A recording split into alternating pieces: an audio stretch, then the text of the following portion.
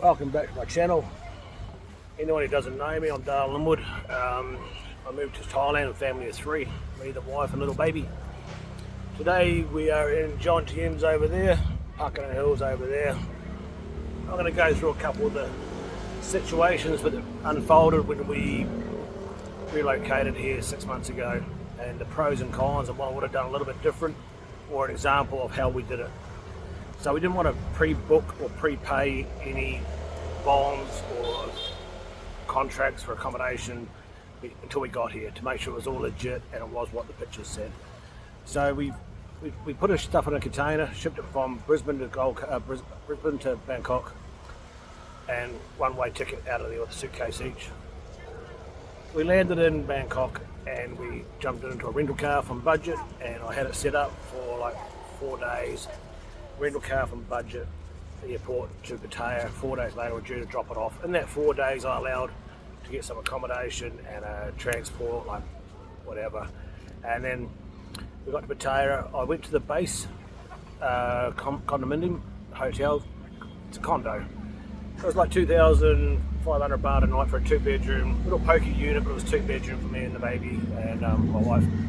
We stayed there for like a couple of nights, and then we found a place in Pakana Hill for 30,000 baht, 2-bedroom, 30,000 baht for a month. And we thought, that's half the price, we'll take that. So we took that for 1 month. That included electricity and water. We thought, cool.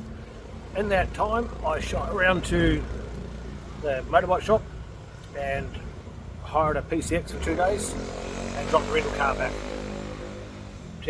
PCX lasted 24 hours and I took it straight to the Honda dealer and bought a new Click.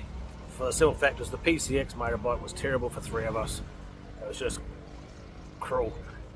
We checked all the motorbikes out at the Honda shop, and the one that suited 3 of us was the Honda Click, believe it or not. I was quite happy to go to a nicer, bigger bike, but it just wasn't comfortable for 3 of us on the seat. And also, when we get older, I'll just give the motorbike to GM. He's 8 now and he's hanging to ride. He's been riding most of his life. So we dropped into that 30,000 baht condo, and then we thought, right, time to buy some properties and some investment properties and so forth. So we went hunting. We wanted to buy at Grand Avenue, and we wanted accommodation up over the dark side somewhere. And that's exactly what we did. We got a beautiful townhouse. That was the easiest transfer we done from Thai name to my wife's name. It was her present for putting up with me. Townhouse cost me like 3.5 million. 6 years old. It's on my page. We're doing a reno outside of Pool Surrounding at the moment. It's got a nice little pool. It's 6-7 years old. Modern, beautiful, location's phenomenal. Great to the school. It's like 4 minutes to school for the boy. Only seconds away from Pattaya. We wanted to stay inside our budget, and that's what's really important about when you do relocate here. Don't overspend your means. You can have 20 million baht in the bank and leave it there and live within your means. After that, we thought, righto, go buy some condominiums for some constant income for the wife to run and put food on the table for the family. And also having that coming in for her, it gives her something to do, and because we're so business orientated from where we come from, we thought it would be a great idea for her to keep herself busy, and it pays for a bit of food on the table and entertainment and schooling. And that's exactly what I did. The international school's fantastic. I've gone through another blog with that, and also the transferring of condominiums. That is a really, really difficult. People say it's an easy process. It can be an easy process. If you buy one from me, I will make sure your process is easy, or from my wife. We will have something available soon for sale. We're going to start turning a few over, whatever. It's really, really difficult. Online, they say, I've got 63 of these available, and then when you start, they are not available. They sold last year, and then the other ones, that owners are still in Russia, and the nightmares, and that. Then you agree on a price, and you do up a contract, and then someone lags it, and leaves you hanging in the wind, or you pay a deposit, and then they want to give you a deposit back, and just can be a nightmare. I'm witnessing it as we speak with a few friends. It doesn't need to be like that. after you buy one or two, you don't want to sell them because it's like, man, do I want to go through that again? But the home was probably the easiest. It will be a rental later on. We've just got a bit of concrete to do now. We've enclosed over the pool, and the way I'm explaining things is it worked for us. We really kept our hands up. In Thailand, people must understand, you must always have your hands up. Okay? Always. As soon as you put them down a little bit, it's going to cost you money. Don't let people ride your motorbike. Don't let people drive your car. You are liable for everything as a Westerner. So, for an example, I had a good friend of mine got a motorbike taxi the other day, and he was going down the road, and a foreigner opened the back door of the car up without looking. Clipped the motorbike taxi. He went one way, the taxi bike went the other way. Lucky they're only going 5 or 10k or whatever, and the taxi bike man got up and gave the foreigner a filthy look, but it could have been a hell of a lot worse. It gives you an example. I don't really trust anyone except my driving. If I'm going to hurt myself, at least I can blame myself where I'll put myself, yeah.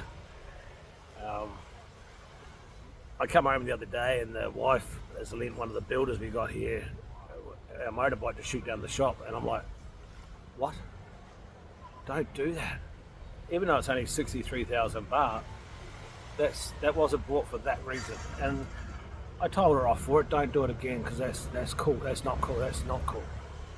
Always keep your hands up in Asia, because otherwise it will come out of the main provider, which would be obviously me. I was talking to a friend yesterday on chat, and he was talking about the West and how much it's degraded. He's travelled around Australia and whatever, and it was actually one of our followers on our Facebook page, and he comments about how much homeless or older women sleeping in cars with kids and so forth, and what's going on over there and what's going on in the West. And it's really hard to sit here and fathom how serious the problem is. And because my VPN's in Asia, I tried to send some of the information back that we see from here, from other countries back home, and it gets blocked, and I get told don't do it. I know. I just tried to help a friend out, like keep an eye out for this sort of stuff's going on in other countries, and I got told off for it. Believe it or not, I'll just change the screen a little bit. So would I do anything different coming to Asia? But make sure you got money. Don't come before your time. And you'll end up getting addicted to, you'll get sick of Thai food after about 6 months. And then I moved to cheese toasty sandwich and Americano in the morning. They're like 60 baht for the two of them, like $3 Australian, $2 American. And it is a good breakfast. It's not heavy on your belly, and these things here make you rock. I'll do this video now. It's like 9 o'clock in the morning, and then I'll head to the gym and train for an hour or two and think about what's going on. The last day we've got our builders at home to do our pool surround and stuff, so I'll do a video of that in the next couple of days. That was an experience. I don't think I'd ever build a house from scratch in Thailand. I think that's take some serious patience there. I wouldn't do that. But as far as a refurb or a few outsides and a bit of paint and all that, yeah, that's enough. That was hard enough. And as far as the investment properties go, I'll do another video on that, because that's really good information. You need money. You can't come here and buy, check one over there for 2 million baht, right, over there. Yeah, but it doesn't get rented out. There's no use buying it. You're better off buying one for 5 mil that's wanted all the time. People think, oh, you got ripped off on some of your apartments you bought, Dale. No, at Grand Avenue residence in Central Pattaya, it's just, the location's great, and I keep saying it, like, they are worth every cent. The boys who live there are fantastic, and people ask, how much do I need to move there? And I'm like, you want to put $1 million into real estate in Thailand? Put $1 million into real estate, $1 million Australian, I mean, so it's not cheap. 20 million baht, whatever that exchange rate is on your currency, wherever in the world you're watching this, 20 million baht, that'll give you an income about 100,000 baht a month, 5,000 Australian, 4,000 American. And that's enough to live on for a small family. As a single man, you could do it a lot cheaper. You probably want at least 3 of those, so you're living like a king, not living like a peasant. It's easy to get here and overspend. It is so easy. Thailand's not as cheap as it was, and I can understand the reality of guys packing up and going to Vietnam or Philippines or whatever, and the baht being so strong and so forth. But the quality of life here, I spent a bit of time in Vietnam and I didn't enjoy it. It's too rat racy for me. And Philippines is just not for me. It's easy to get caught up here in the lifestyle of this. Check this out.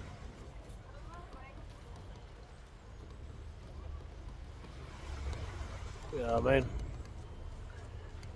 I sacrificed, I won't say I should say my wife and myself, we sacrificed a lot.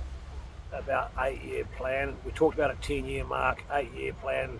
I started working real hard for somebody else and then come out of there and had a little bit of money and bought my first truck. And then I did like a 7-year plan of head down, bums up to make retirement possible. And even today, we still have to watch what we're spending. We've got a set budget for the month.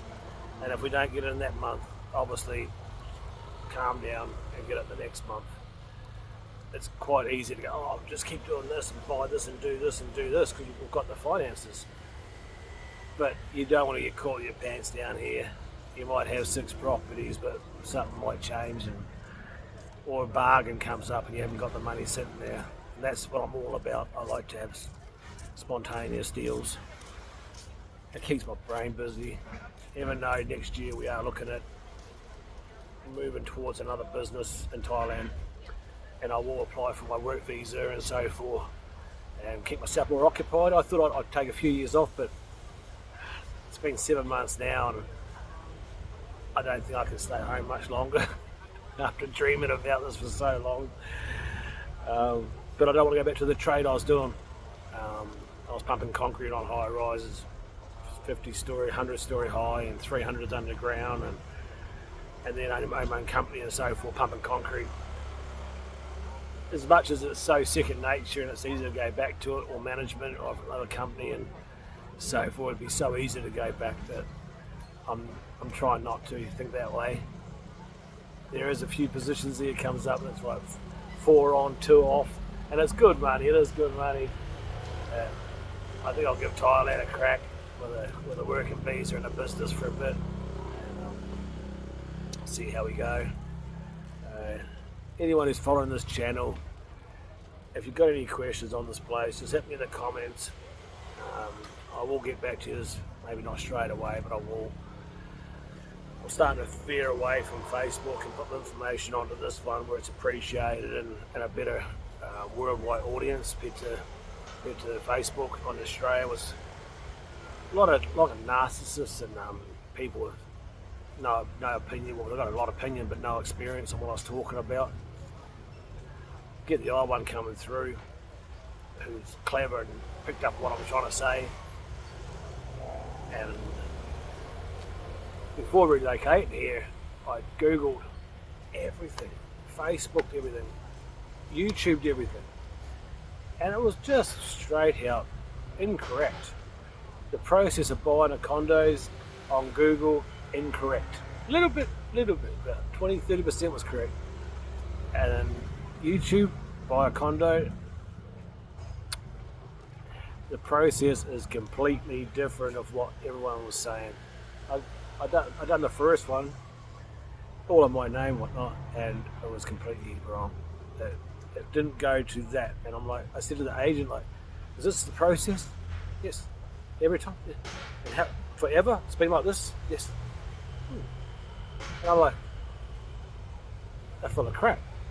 Those guys that talk about it, they don't own any on YouTube. They're full of crap, because if you did own any, you'd tell them this story. But it wasn't. It was a fantasy land. About 10% of it was correct. The initial process of transferring that property into my name. I've got a video here, and I'll go through it again in a few days about correct procedure. There's a procedure, and if you don't know that procedure, you can lose 100,000 baht, 105,000 Australian, 4,000 American, just like that, if you don't know that procedure. And as a buyer, you should be aware of all these little hurdles that can save you 100,000 baht, 5,000 Australian, 4,000 American. It's a lot of money to lose. And if you go and pay those taxes and stuff, but they're not even your bill, you're the idiot. You got scammed before you even got here or moved here. And that's what I'm all about. I'm here to try and give you a little bit of advice, and I hope it helps everyone out in the world. I wish I was following someone like myself and just picked his brains a little bit, because there's a saying, if you haven't got the answer, it's not a stupid question. And that's how I feel. Some of the questions I had were pretty stupid to ask, but I didn't know the answer to them, and they're really important. Like, it was easy to make some mistakes, and it will cost you. It will cost you, because you didn't ask the questions. You've got to bite your pride sometimes and listen to someone who's been through it. And I'm pretty straight up, guys. I do appreciate the knowledge I've got, the knowledge I found out, and I'll give it to you guys for free. So anyway, that's my ramble for the day. I'm going to drop one every day as I think about it. You guys might get sick of me, but I've got nothing else to do. I've got to find something to do. Cost of living over here and how much it's changed is probably a good one for tomorrow. I think things have got more expensive. Between 7-Elevens, markets, the living cost has definitely gone up. Electricity and so forth. We've done a gap year about 2012 here for nearly 12 months, and it was good living. It was good living, but financially, business-wise, I didn't come with enough, and I failed. And we went home with our tails between our legs and set up again with a home over in Australia, and regrouped, so to speak, and got our feet back on the ground, and come this time a lot more structural, a lot more determination, a lot more money, a lot more business orientated, and understand the dynamics of moving, because it's not easy.